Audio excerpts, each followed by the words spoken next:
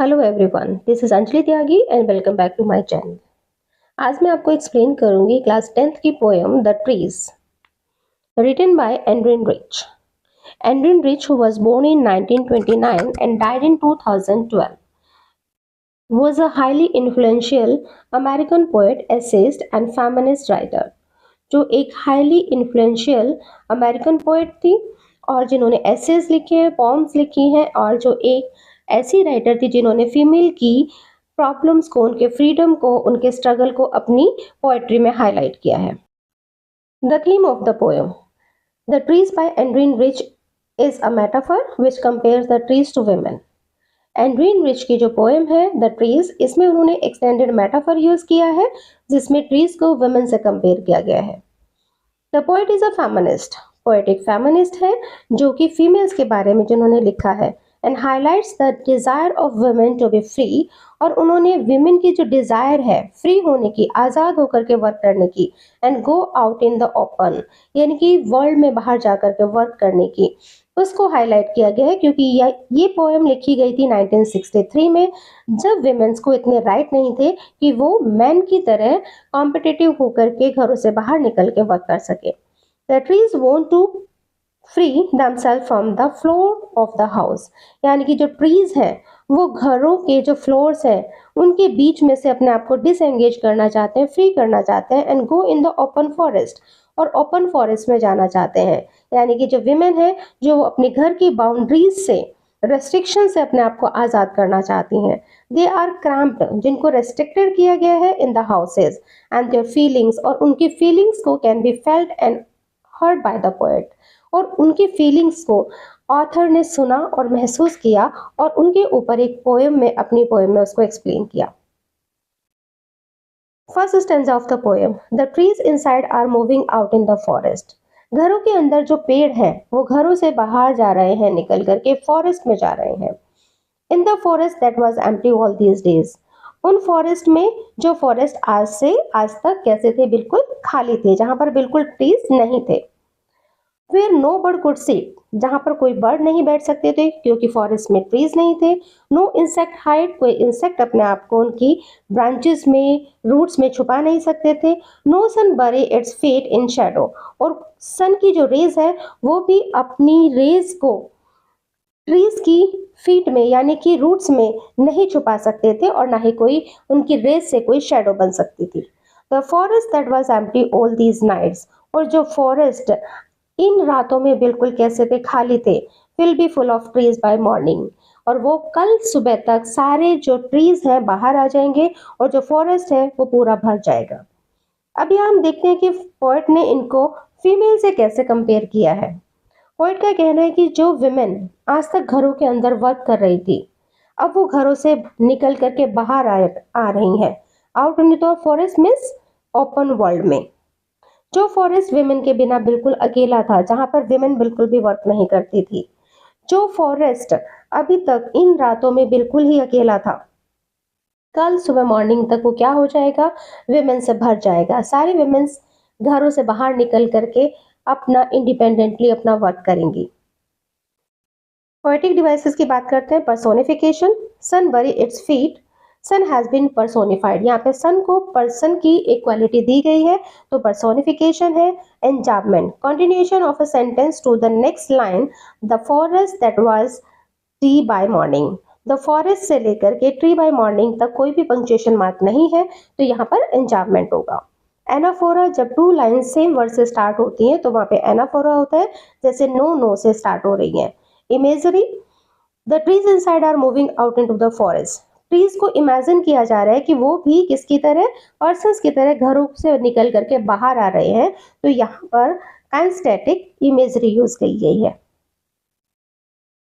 Next stanza all night the roots work to disengage themselves from the cracks in the veranda floor.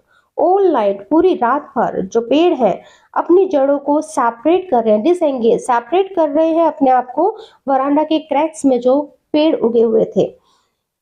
The leaves strains towards the glass, और जो leaves हैं, जो पत्तियां हैं, strains means efforts कर रही हैं टुवर्ड्स द ग्लास, यानी कि ग्लास रूम्स के जो विंडो है वहां पर टकरा रही हैं। Small twigs stiff with exertion. Small twigs, twigs means soft branches. Stiff means सख्त हो गई है with exertion, बहुत ज़्यादा efforts करने की वजह से जो छोटी छोटी स्मॉल ब्रांचेस हैं वो कैसी हो गई हैं, सख्त हो गई हैं. लॉन्ग क्रैम्प्ड बोल shuffling under the roof. Long cramped ऐसी बड़ी बड़ी जो ब्रांचेस हैं जिनको रेस्ट्रिक्टेड करके रखा गया है रूफ के नीचे, वो रूफ से टकरा करके शफल कर रही हैं. Like newly discharge patient half dazed moving to the clinic door. जिस तरीके से एक न्यूली डिस्चार्ज पेशेंट होता है जो हॉस्पिटल में एडमिट होता है और वहाँ के एनवायरनमेंट को पसंद नहीं करता है, और जब उसको डिस्चार्ज किया जाता है भले ही वो पूरी तरीके से ठीक नहीं हुआ है, लेकिन वो अपने घर पर जाने के लिए क्लिनिक की डोर की तरफ दौड़ता है, भागता है. अब हम बात करते हैं फीमेल से comparison.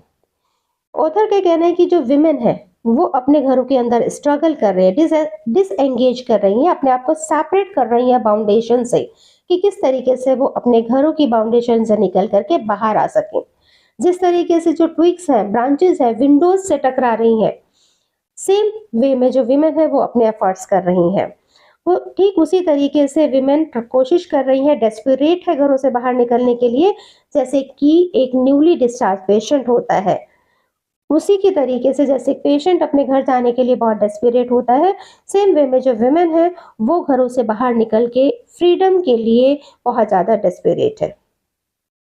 Literary devices, enjambment, continuation of sentence to the next line. जब एक सेंटेंस 2-3 लाइन में कंटिन्यूएशन में रहता है विदाउट पंक्चुएशन मार्क, वहां पर एंजाममेंट होता है. हमारा लाइन्स है द लीव्स स्टेन से लेकर के हाफ पेज तक. सिमिली, जहां पर हम लाइक और एज वर्ड यूज करके टू थिंग्स में कंपैरिजन यूज करते हैं वहां पर सिमिली होती है. Please compare to patient like newly discharge patient, तो यहाँ पर लाइक वर्ड यूज हुआ है तो सिमिली है.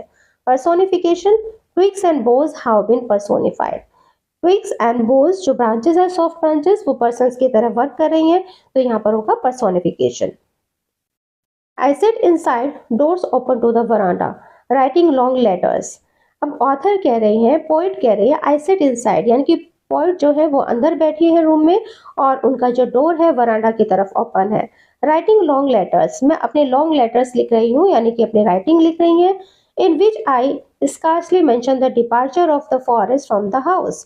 पोइट कह रही है कि जिसमें मैंने मुश्किल से ही जो ट्रीज है उनके डिपार्चर के बारे में लिखा है. द नाइट इज फ्रेश, आज की रात बिल्कुल फ्रेश है. द होल मून शाइन्स, जो पूरा चांद चमक रहा है. इन अ स्काई स्टिल ओपन, आकाश अभी भी पूरा साफ है और जिसमें फुल मून शाइन कर रहा है. The smell of leaves and lichens, और जो स्मेल है लीव्स की, पत्तियों की, and lichens that is crusty patches of bushes on of fungus and algae on the tree trunks. पेड़ की जो ट्रंक है उस पर जो फंगस या एल्गाइज हो जाते हैं छोटे छोटे, जिसकी एक डिस्टिंक्ट स्मेल होती है. तो पॉइंट कह रही है मैं उन लीव्स की, उन लीचन्स की स्मेल को ऑब्जर्व कर रही हूँ, उनकी वॉइस को मैं सुन पा रही हूँ, उन ट्रीज की जो रूम्स के अंदर बात कर रहे हैं. यहाँ फीमेल्स इसको करेक्ट करते हैं. ऑथर कह रहे हैं कि मैं अपने वरांडा में बैठी हुई हूँ, मेरा जो रूम का डोर है वरांडा की तरफ ओपन है और वो अपनी राइटिंग लिख रही हैं. पोएट कह रहे हैं कि मैं मुश्किल से ही जो विमेन के डिपार्चर की बात कर रही हूँ, जो अपने घरों से फॉरेस्ट की तरफ जा रही हैं, उनके बारे में लिख रही हूँ. आज की रात बिल्कुल फ्रेश है, फुल मून शाइन कर रहा है, और ऑथर उन वॉइसेस को सुन पा रही है जो विमेन घरों के अंदर जो स्ट्रगल कर रही हैं अपने आप को डिसएंगेज करने के लिए और जो कल बाहर जाने के लिए डेस्परेट है. Literary devices, alliteration, long letters, L से 2 वर्ड से स्टार्ट हो रहे हैं. स्काई स्टिल, एस से स्टार्ट हो रहे हैं. लीव्स एंड लेचन्स, यानी कि जब 2 और 3 वर्ड्स कॉन्सोनेंट साउंड से स्टार्ट होते हैं तो वहां पर एलिट्रेशन होता है. Enjambment, continuation of sentence to the next line. Door open से लेकर के द हाउसेस तक कोई भी पंक्चुएशन मार्क नहीं है तो यहाँ पर एंजाममेंट होगा. Imagery, the poet has tried to create a scene in which she is observing all the things happening, यानी कि पोएट एक ऐसा सीन क्रिएट करने की कोशिश कर रहे हैं जहां पर सारी चीजें होती दिखाई दे रही हैं, जैसे the night is fresh to in the room. The last stanza of the poem. My head is full of whisper, which tomorrow will be listen. Poet कह रही है कि मेरा जो हेड है पूरा विस्पर से भरा हुआ है, यानी कि उन फुसफुसाहट वाली आवाज मेरे पूरे हेड में भरी हुई है, मैं सुन पा रही हूँ, जो कल बिल्कुल शांत हो जाएंगी। द ग्लास इज ब्रेकिंग, जो ग्लास है, फाउंडेशन है, वो टूट रही है। The trees are stumbling forward, और जो ट्रीज है, विंडो का ग्लास टूटने से जो ट्रीज की बोझ है, ब्रांचेस है, वो बाहर निकल रही हैं, यानी कि लड़खड़ा करके वो बाहर भाग रही हैं इनटू द नाइट, रात में। Wind rush to meet them, और विंड बह रही है, हवा बह रही है, जो ऐसा लग रहा है कि उनको ग्रीट करने के लिए, उनका वेलकम करने के लिए उनसे मिलने आ रही है। The moon is broken like a mirror, ऐसा लगता है कि जो मून है वो बिल्कुल मिरर की तरह टूट चुका है। It's pieces flash now in the crown, और उसके जो पीसेस बन गए हैं वो एक क्राउन बना रहे हैं ऑफ द टॉलेस्ट ऑक ट्री। एक बड़ा सा ऑक ट्री है जिसके पीछे मून शाइन कर रहा है, और मून की जो बीम्स है, जहां पर ट्री है उसके बीच में से जो बीम्स आ रही है, वो ऐसा इमेजिन लग रहा है कि वो मून वहां से ब्रोक हो गया, कि ट्रीज की ब्रांचेस में से जो रेज दिखाई दे रही है वहां से वो मून टूट चुका है, और मून ने ट्रीज के ऊपर एक क्राउन बना दिया है। शायद ये मून जो है वो भी विंड्स की तरह है, इन विमेन का वेलकम कर रहे हैं। अब इसको रिलेट करते हैं फीमेल से। जो पोएट है वो कह रही है कि जो विमेन अपने घरों के अंदर है, जो विस्पर कर रही हैं, जो फुसफुसाहट उनके घर में चल रही है, जो वो स्ट्रगल कर रही है घर से बाहर निकलने के लिए, कल वो जो शोर है वो बिल्कुल शांत हो जाएगा, क्योंकि ग्लास इज ब्रेकिंग। क्या हो जाएगा? विंडो का जो ग्लास है वो टूट जाएगा, मून का जो ग्लास है वो टूट जाएगा, इनके सारी बाउंडेशंस खत्म हो जाएंगी, और ये जो ट्रीज है, जो विमेन है, एक साथ निकल करके सब घरों से बाहर आएंगी, और जो विंड है वो इनका वेलकम करेंगी, और जो मून है वो भी ऐसा लग रहा है टॉलेस्ट ऑक ट्री के पीछे कि जैसे मून भी टूट चुका है और एक उसने क्राउन बना दिया है ऑक ट्री पर, शायद वो भी विमेन का वेलकम कर रहे हैं इस ओपन फील्ड में। Literary device simile, the moon is compare to a mirror, यहाँ पे मून को किससे कंपेयर किया गया? मिरर से कंपेयर किया गया है। Moon is broken like a mirror, so simile is here. And this poem is written in free verse, क्योंकि पोएम की लास्ट की हर एक लाइन की रैम स्कीम किसी से मैच नहीं हो रही है, तो ये पोएम हमारी लिखी गई है फ्री वर्स में या ब्लैंक वर्स में। This is all about the poem, hope you understood. Thank you very much for listening me.